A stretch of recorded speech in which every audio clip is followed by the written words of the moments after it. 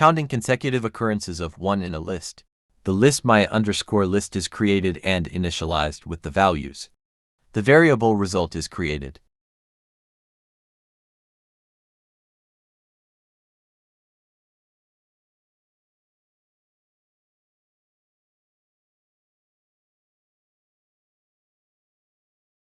The enumerate function iterates over the list my_list and returns a tuple for each item in the list.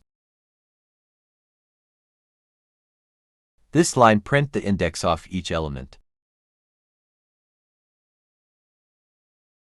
For each item in the list, the if statement checks if the current item is equal to 1. And the previous item is also equal to 1.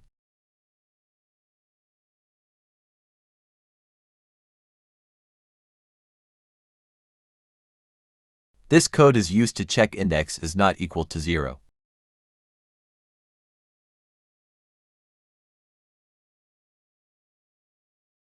Len function is used to count indexes with consecutive occur of 1. The output of the code is 3. Don't forget to like and subscribe for more videos like this.